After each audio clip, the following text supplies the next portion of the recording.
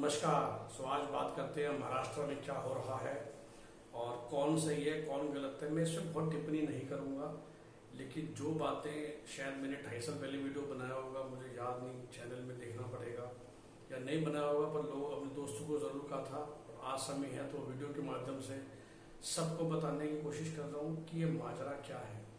और फिर से मैं एग्जाम्पल लेता हूँ और समझिए। देखिए, मैं फिर से रिपीट करूँ, मेरा किसी पॉलिटिकल पार्टी में कोई अलाइन नहीं है, तो मैं बिल्कुल आपको समझाने की कोशिश करूंगा from politics and business management perspective, जो मुझे शौक है चीज़ों को समझने का, एनालाइज करने का और आपसे शेयर करने का।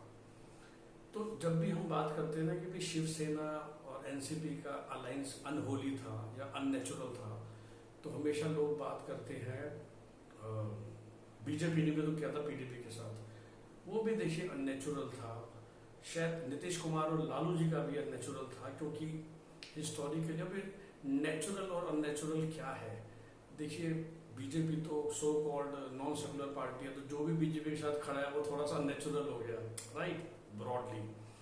बीजेपी, अगर हम बिहार की बात करते हैं क्विकली, तो नीतीश कुमार के साथ दिक्कत ये है कि आइडियोलॉजिकली शायद RJD is better for him than BJP, ideologically of secularism. लेकिन जो आरजेडी के पुराने कर्म है, वो गुंडागर्दी, वो जंगल राज, और वो सच्चाई है, उसके हिसाब से फिर वो नीतीश कुमार और आरजेडी बन जाते हैं अननेचुरल लाइंस। कि एक पार्टी है जो गुंडागर्दी को प्रमोट करती है, सपोर्ट करती है, और एक है जो उसको खत्म करना चाहती है, तो वो भी तो नेचुरल है ना। बीजेपी और जेडीयू में वो हो गया। अब दूसरी बात पे आते हैं कि जब बीजेपी पीडीपी का अननेचुरलाइज था तो किसने सफर किया, और वो हम देख चुके हैं। तो देखिए, वोटर ने, कश्मीर के वोटर ने प्लस बीजेपी के पूरे हिंदुस्तान के वोटर ने उसको बीजेपी का सेक्रीफाइस माना, बीजेपी का लालच नहीं माना।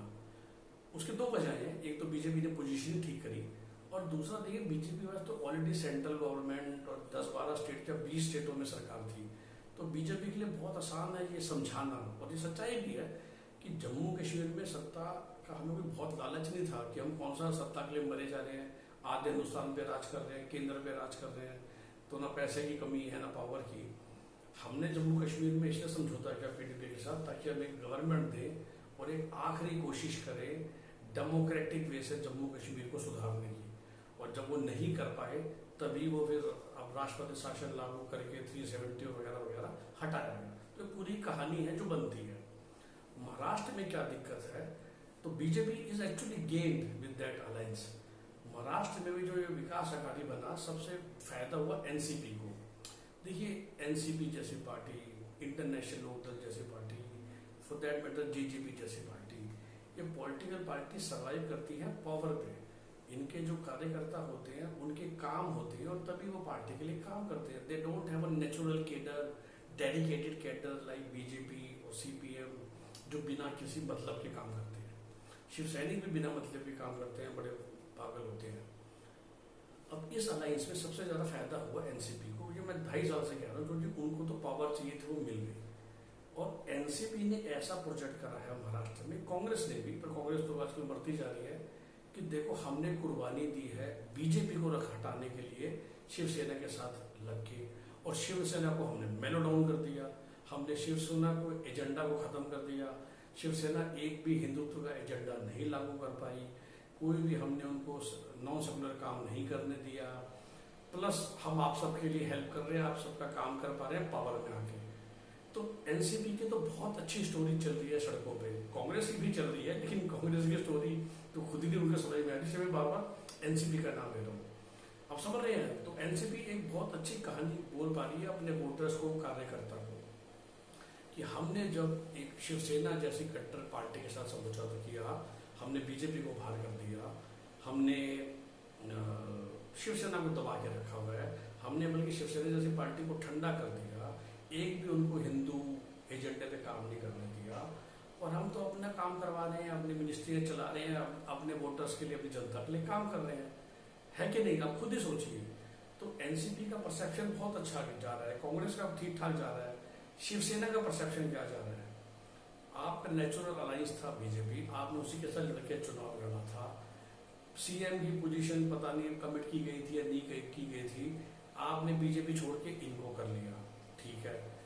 अब शिवसेना अपने वोटरों को क्या समझा रही है कि बीजेपी मुझे खत्म करना चाह रही थी, जिसका कोई प्रूफ नहीं है।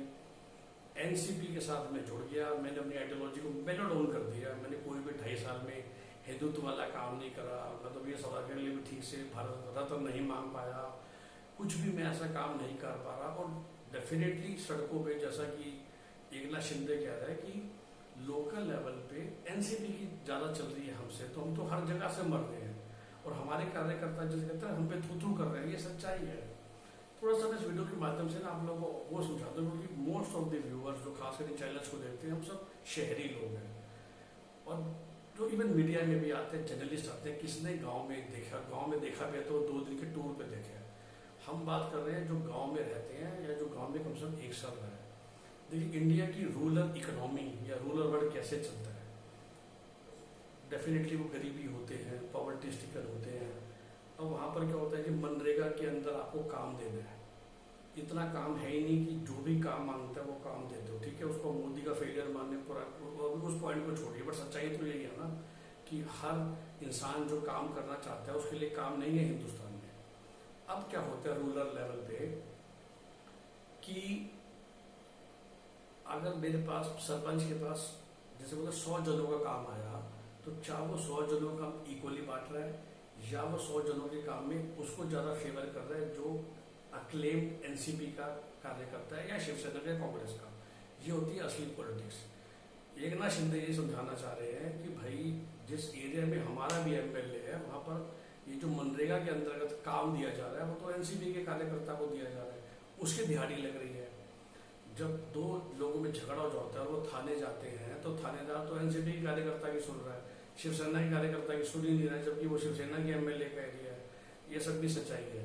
तो दूसरा जो रूरल एरिया से बहुत चलता है वो होता है कि जिसकी पावर होती है पुलिस उसी की सुनती है और उन्हीं का डंडा चलता है, छोटा मोटा बदमाशी चलती है या अपने थोड़ी सी जमीन कब्जा कर ली, वो सब चलता है। उसी देश उसी पे ही हिंदुस्तान चल रहा है।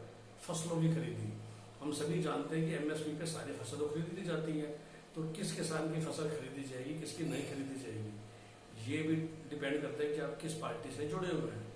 अब शिंदे साहब यही समझाना चाह रहे हैं उद्धव ठाकरे जी को कि सारे काम तो एनसीपी वाले के हो रहे हैं, कांग्रेस वाले के हो रहे हैं, और खाम खाम सिर्फ हम सीएम की कुर्सी के चक्कर में हमने बीजेपी को छोड़ दिया, जो फिर भी हमको बराबर का इज्जत शेयर दे रही थी ग्राउंड लेवल पे। और जब ग्राउंड लेवल पे हमारे काम होने बंद हो गए तो 2.5 साल बाद हमें वोट कौन देगा। और उसने एक और बात छेड़ी कि भाई जिस एरिया में एमएलए भी शिवसेना का है उस पुलिस स्टेशन में जाके एनसीपी वाले कांग्रेस वाले बड़े प्यार से कह रहे हैं कि थानेदार जी और 2.5 साल की बात है, फिर तो आपके क्षेत्र में एमएलए भी हमारा ही होगा, तो आपने एनसीपी वाले का ही काम करना है, शिवसेना वाले को बिल्कुल भूल जाओ, शिवसेना के कार्यकर्ताओं को भूल जाओ। तो अगर थाने में 2 लोग अपना झगड़ा करके गए जिसमें एक एनसीपी वाला है एक शिवसेना वाला है, तो अक्सर हिंदुस्तान में क्या होता है कि जिस पार्टी का सीएम होता है उसकी सुनी जाती है थाने के लेवल पे, अगर वो जनून कार्यकर्ता है या, लेकिन एटलीस्ट एमएलए लेवल पे एमएलए उसकी मदद करता है। पर यहाँ तो उल्टा हो रहा है, एमएलए भी चाहे अगर शिवसेना का भी है तो भी एनसीपी सुनी जा रही है। तो फसलों की खरीद एनसीपी वालों की हो रही है, मनरेगा में काम एनसीपी वालों को हो रहा है, लोकल बदमाशी उगाही जिसे कहते हैं हिंदी में वो एनसीपी वाले कर रहे हैं। तो सारी कमाइयां अगर एनसीपी का कार्यकर्ता कर रहा है तो शिवसेना वाला क्या करेगा। तो ऐसी सीएम की कुर्सी का क्या फायदा जिसमें आप अपने ग्राउंड लेवल के कार्यकर्ताओं के लिए वर्करों के लिए कुछ नहीं कर पा रहे। सिमिलरली मैं हमेशा लोगों को समझाता हूँ कि Hindustan overall is a poor country, Maharashtra is slightly better average of India, तो it's a lower middle class state. तो फंड्स हर मिनिस्टर को हर एमएलए को जितने चाहिए होते तो मिलते ही नहीं है, तो फंड्स का भी एलोकेशन होता है। तो तीसरी बात शिंदे जी ये कह रहे हैं कि एनसीपी को मिनिस्ट्रियों को उनकी उससे ज्यादा फंड मिल रहा है और उस फंड की वजह से वो अपनी कॉन्स्टिट्यूंसीज में काम करा के नाम कमा रहे हैं। हम लोगों को इतना फंड नहीं दे रहे आप कि हम अपने कॉन्स्टिट्यूंसी में कोई नए काम करा सके, कोई नए प्रोजेक्ट लगा सके। तो फिर शिवसेना वाले कह रहे हैं कि अरे जी वो 3 जिला छोड़ के तो बहुत बढ़िया गार्डन बन गया, पार्क बन गया, खेलने की सामान बन गया, ये बन गया, वो बन गया, मंडी नहीं हो गई, तो वो सब तो एनसीपी के एरिया में सब कुछ हो रहा है, हमारा तो कुछ होता ही नहीं है।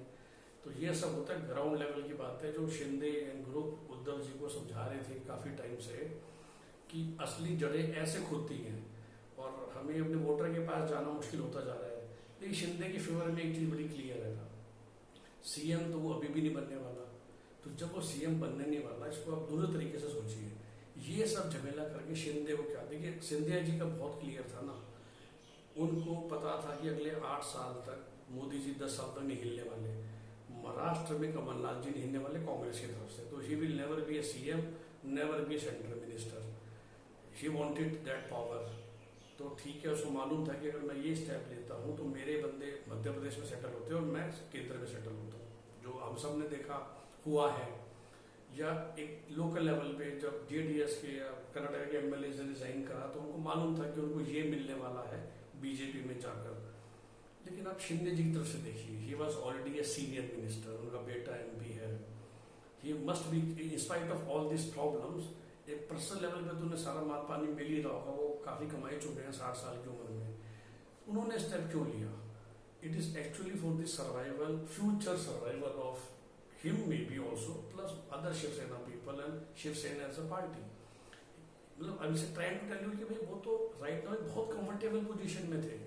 ऐसी बात तो नहीं है कि वो मिनिस्टर नहीं थे, चलो वो तो डिप्टी सीएम, और भी व्यूअर्स सुन ले कि it's a notional position in India. Deputy CM के पास कोई साइनिंग अथॉरिटीज नहीं होती है, तो it is just a notional position, मतलब एक रिस्पेक्ट देने के लिए कि हाँ भाई ऊपर की हायरार्की पे अब नंबर 2 हो, जब दिल्ली में सिसोदिया जी हो गए। लेकिन जो सिस्टम चलता है उसमें मिनिस्टर्स की सारी फाइल जो साइन होने जाती है वो सीएम को जाती है। हाँ, सीएम बीमार हो कुछ हो then it is allocated to the deputy CM. तो डिप्टी सीएम भी शिंदे जी बन जाते हैं आज या कल में, तो फिर जो बड़ी बात नहीं है। मिनिस्ट्री भी शायद जो पहले उनके पास थी पीडब्ल्यूडी शहरी विकास, वो बहुत अच्छी मिनिस्ट्री मानी जाती है स्टेट लेवल पे, उससे शायद थोड़ी सी बेटर मिल जाएगी। क्या उसके लिए सब कुछ करा? नहीं सर, इसलिए मैं समझाना चाह रहा हूँ ये जो 10 लोग बैठे हैं वहाँ, 40 में 10 तो मिनिस्टर रहे हुए हैं, तो देवर ऑल वर मिनिस्टर्स ऑलरेडी। अक्सर हम लोग कहते हैं ना कि हमने पार्टी चेंज करी मिनिस्टर बनने के लिए, ये बनने के लिए, वो तो पहले मिनिस्टर थे, लेकिन वो पहले कागजी मिनिस्टर थे, वो असली मिनिस्टर बन के असली काम करना चाहते हैं। ऑफकोर्स खाना पीना तो चलता ही रहता है ताकि अगली बार भी इलेक्शन जी सके। और ये वीडियो के माध्यम से अगर मीडिया में सुन रही है तो आप इस स्टोरी को ऐसे समझाइए लोगों से, ऐसे सवाल पूछिए कि ये सब करके शिंदे जी का क्या इंटरेस्ट है। और दूसरी तरफ अगर ये वाकई बात उद्धव जी के पास पहुंच रही है तो आपको समझना पड़ेगा सिर्फ एक सीएम की कुर्सी मिलने से आपकी सरकार नहीं हो जाती। आप निठल्ली सरकार अगर है और आपको नीचे से आपकी जड़ें खोदी जा रही है, वो तभी आपको पता चलेगा जब आप गांव लेवल पे जाके 3-3 महीने रहोगे।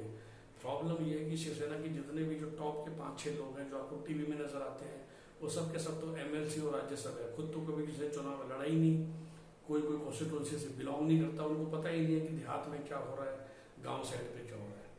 तो ये है सारा खेल महाराष्ट्र का। और इसीलिए अगर आप बहुत ध्यान से देखिए तो शॉर्ट टर्म तो बेनिफिट ले लिया 2.5 साल पहले शिवसेना ने सीएम की पोजीशन लेके। और देखिए शुरू से ही जो सबसे पावरफुल पोजीशन मानी जाती है होम मिनिस्टर की स्टेट लेवल पे, वो तो एनसीपी ने रखा हुआ है शुरू से अपने पास, राइट। जो सबसे पावरफुल पोजीशन, क्योंकि पुलिस उसको रिपोर्ट करती है पूरे स्टेट की, तो वो तो एनसीपी ने रखी हुई है शुरू से। तो वही तो वो समझाना चाह रहे हैं शिंदे जी की हमारी कैसी सरकार है, आपके नाम के सीएम, अगर होम मिनिस्टर तो हमारा है ही नहीं। तो आप हमेशा नोट कीजिएगा जो होम मिनिस्टर होता है वो ही is the top most guy in the state level, for the very simple reason कि पुलिस आपको रिपोर्ट करती है, तो आप कुछ भी करा सकते हो। जैसे हम जानते ही हैं किसी का कुछ भी करवाना, किसी के यहाँ उठाना पिटाना, वो जो मिनिस्ट्री है वो भी उनके पास है। I think minister of revenue भी कांग्रेस के पास है। तो ये सिर्फ सीएम की कुर्सी लेके बैठे हुए हैं और एक शायद सिद्धि समझाना चाहते हैं कि कुर्सी से कोई फायदा नहीं है अगर आप कागजी सीएम हो, और इसलिए वो अभी भी सीएम नहीं बनेंगे। बट वो कहते हैं कि हम चाहे होम मिनिस्टर बने, चाहे फिनांस बने, या उससे एक लेवल के नीचे बने, कम से कम हमारे पास अपने डिपार्टमेंट्स के लिए तो अथॉरिटी हो। ये है सारी सच्चाई। आई होप कि आपको ये एनालिसिस अच्छा लगा होगा। नमस्कार।